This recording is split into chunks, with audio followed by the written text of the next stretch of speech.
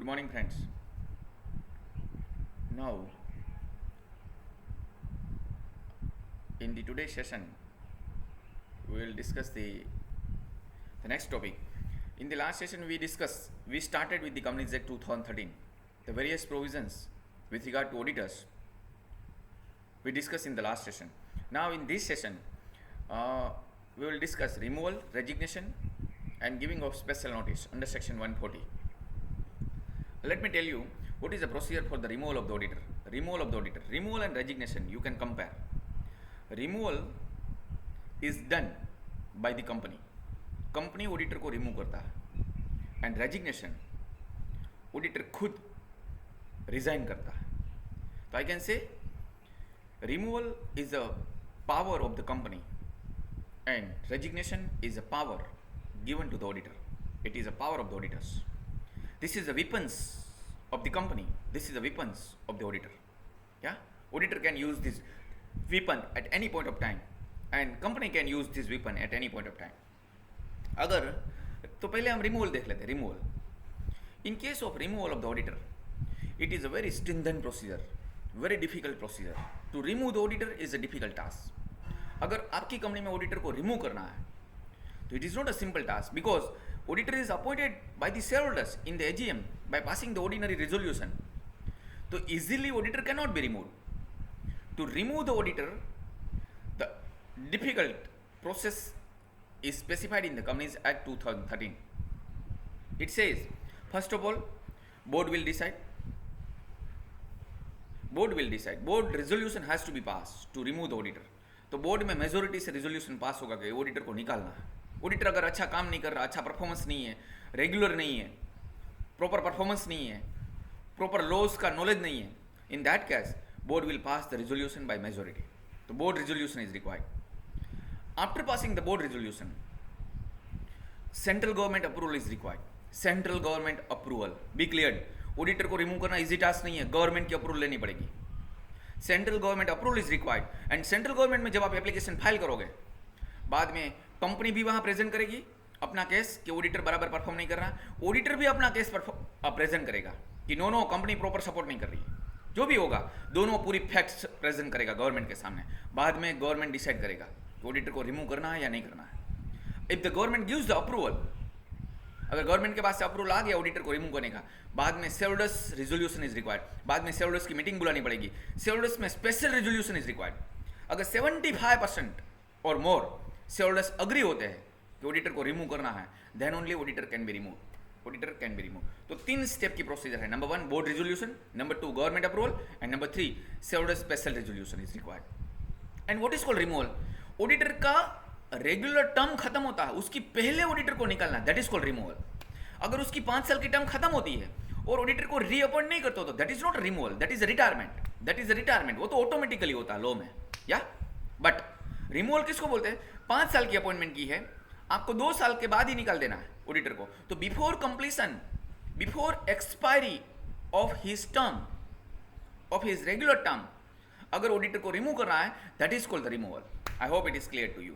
And for that 3 steps are required. 3 steps procedure is required. Be clear. Yeah. And number 2,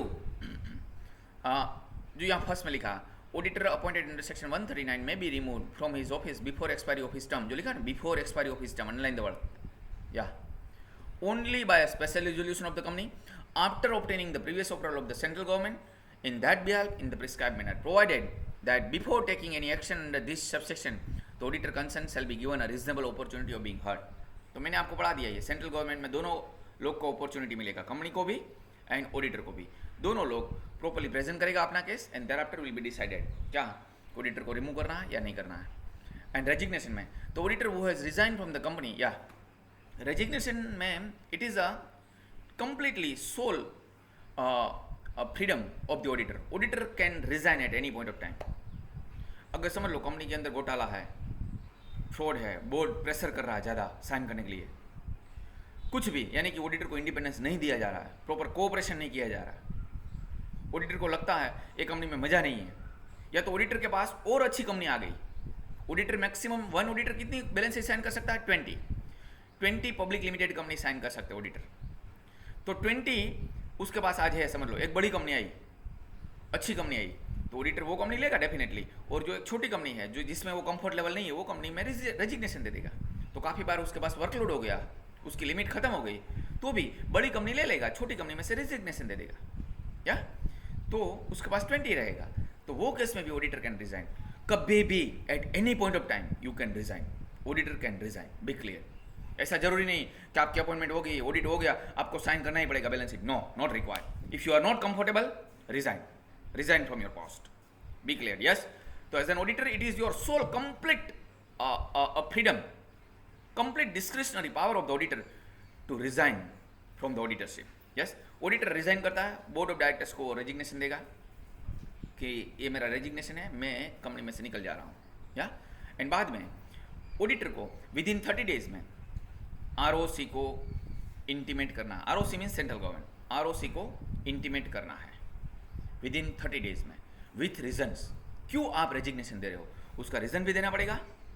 अगर आपके पास workload ज़्यादा है तो आप दे सकते हो, वर्कलोड बढ़ गया, या विथ रीजन आपको विद इन 30 डेज, 30 डेज याद रखना ऑब्जेक्टिव क्वेश्चन में, विद इन 30 डेज में आपको विथ रीजन आरओसी को, रजिस्ट्रार को इंटीमेट करना है, बी क्लियर। हाँ, तो जो यहाँ लिखा है, the auditor who has resigned from the company shall file within a period of 30 days from the date of resignation a statement in the prescribed form with the company and the registrar.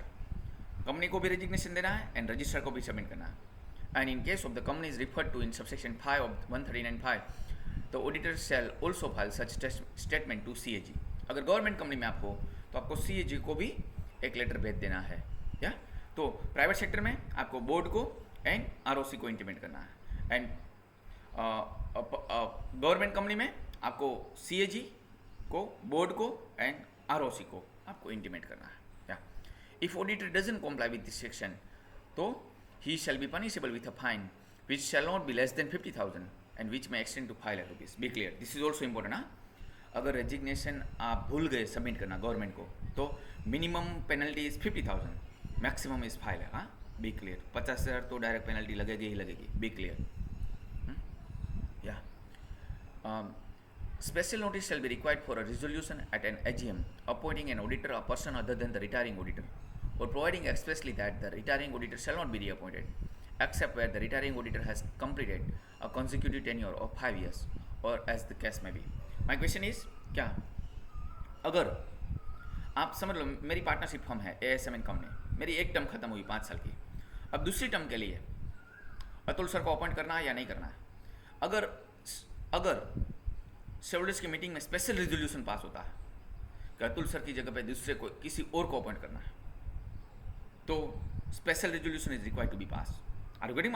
क्योंकि Atul sir की term खत्म नहीं हुई, 5-5 साल 2 बार Atul sir appoint हो सकते हैं, मगर एक 5 साल अपॉइंट हुआ, बाद में दूसरे ऑडिटर को अपॉइंट करना है तो special resolution is required. And number 2, क्या अगर एजीएम में ये डिसाइड होता है क्या कि अतुल सर की फर्म को तो अपॉइंट करना ही नहीं, ऐसा स्पेशल रिजोल्यूशन पास करना है, 2 में से कोई भी एक special resolution. I repeat, number 1 Atul sir की फर्म की जगह पे किसी और को अपॉइंट करना है, या तो नंबर 2 अतुल सर को तो अपॉइंट नहीं करना है, इसे 2 में से कोई भी रिजोल्यूशन पास करना है तो special notice is required. Special notice means AGM होती है उसकी पहले 14 डेज बिफोर सभी शेयरहोल्डर्स को स्पेशल नोटिस देनी पड़ेगी। स्पेशल नोटिस इज रिक्वायर्ड, यानी कि कोई भी शेयरहोल्डर ऐसा चाहता है, समझ लो एक शेयरहोल्डर ऐसा चाहता है कि अतुल सर नहीं चाहिए, उसकी जगह पे मिस्टर वाई चाहिए, तो वो शेयरहोल्डर है वो कंपनी के बोर्ड को स्पेशल नोटिस देगा एटलीस्ट बिफोर 14 डेज। 14 दिन पहले वो पर्टिकुलर शेयरहोल्डर बोर्ड को, कंपनी को स्पेशल नोटिस भेजेगा कि अतुल सर की जगह पे मिस्टर वाई चाहिए, या और बाद में कंपनी है वो सभी शेयरहोल्डर को ये नोटिस सर्कुलेट कर देगा, एंड बाद में वो एजीएम में सभी शेयरहोल्डर पूरा होमवर्क करके आएंगे और बाद में स्पेशल रिजोल्यूशन पास होगा। तो 2 में से कोई भी स्पेशल रिजोल्यूशन पास करना है तो कोई भी शेयरहोल्डर स्पेशल नोटिस कंपनी को दे सकते हैं, and company back to back forward to all the shareholders, and in the AGM shareholders will decide with special resolution Atul sir को निकाल देना है या रखना है, या I hope it is clear to. अगर निकाल देना है, किसी और को अपॉइंट करना है तो स्पेशल रिजोल्यूशन चाहिए, एंड नंबर 2 अगर अतुल सर को अपॉइंट नहीं करना है, ऐसा रिजोल्यूशन पास करना है तो भी स्पेशल रिजोल्यूशन चाहिए। ये 2 केसेस में special notice is required, be clear, be clear. जो लिखा है नोटिस आएगी तो सभी शेयरहोल्डर्स को सर्कुलेट की जाएगी। जो ऑडिटर रिटायर्ड होने वाला अतुल सर को भी ये नोटिस भेजी जाएगी, अतुल सर को अगर कुछ भी बोलना है तो वो भी एजीएम में बोल सकते हैं अपने डिफेंस में, या तो this is a procedure with regard to the special resolution, to be clear, a special notice, yeah without prejudice to any action under the provision of this act or any other law for the time being in force, the tribunal either suo motu or an application made to it by the central government or by any person concerned, if it is satisfied that auditor of the company has, whether directly or indirectly, acted in a fraudulent manner or abetted or colluded in any fraud by or in relation to the company or its director, it may by order direct the company to change the auditor.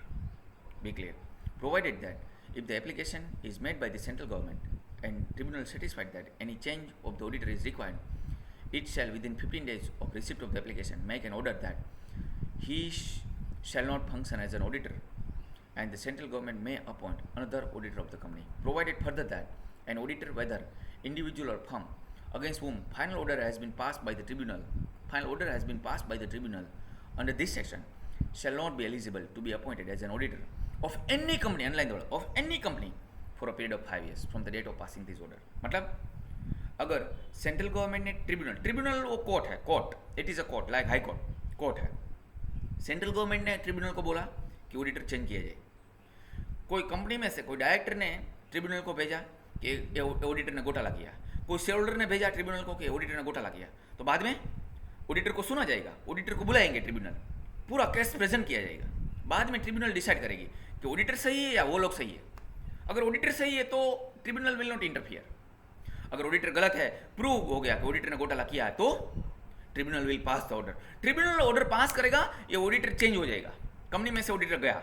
Not only that, 5 साल तक ये order pass हुआ, वहां से 5 साल तक auditor कोई company में अपॉइंट नहीं हो सकता। बी क्लियर कर लिखा, shall not be eligible to be appointed as an auditor of any company for a period of 5 years। यहाँ से भी ऑब्जेक्टिव क्वेश्चन आ सकता है, अगर ट्रिब्यूनल का फाइनल ऑर्डर पास हो गया आपके अगेंस्ट में, ऑडिटर के अगेंस्ट में, ऑडिटर ने फ्रॉड किया, ट्रिब्यूनल ने ऑर्डर पास किया, तो 5 साल तक you are not eligible to become an auditor, to be appointed as an auditor in any company for a period of 5 years। Underline word, एक तो any company, number 2 is for a period of 5 years, and number 3 appointed, not eligible to be appointed. जो company में हो उसमें continue कर सकते हो, नई कंपनी में अपॉइंट नहीं हो सकता। बी क्लियर, 5 साल तक अगर आपका कोई भी टर्म खत्म हो रहा है तो वहां रीअपॉइंट नहीं हो सकता। बी क्लियर, या अपॉइंटमेंट के लिए इनएलिजिबिलिटी आपकी क्रिएट हो रही है। बी क्लियर, तो 3 चीज़ यहाँ इंपॉर्टेंट है, क्या? नंबर 1 5 साल, number 2 in any company, and number 3 क्या, मैं 2 पार्ट में डिवाइड कर रहा हूँ। अगर जो कंपनी में आप कंटिन्यू है वहाँ कंटिन्यू कर सकते हो, नो प्रॉब्लम, बट नई कंपनी में अपॉइंट नहीं हो सकते, you are not eligible to be appointed, you are eligible to continue. Be clear, जहाँ आपका है वहाँ 5 साल खत्म कर लो। Be clear, no problem. समझ लो एक कंपनी में मैं था ए लिमिटेड में, वहाँ 3 साल ऑलरेडी हो गया, और आज मेरी अगेंस्ट में बी लिमिटेड में एक फ्रॉड का केस आया, ट्रिब्यूनल ने ऑर्डर पास कर दिया मेरी अगेंस्ट में, तो बी लिमिटेड में से मुझे निकाल दिया जाएगा, गुड। मगर बाकी कंपनी में ए लिमिटेड में आई कंटिन्यू, मेरा 3 साल हो गया, अभी भी 2 साल में कंटिन्यू कर सकता हूँ, मगर 5 साल हो गया, बाद में मेरी रीअपॉइंटमेंट आएगी, तब मेरी रीअपॉइंटमेंट नहीं हो सकती। क्यों?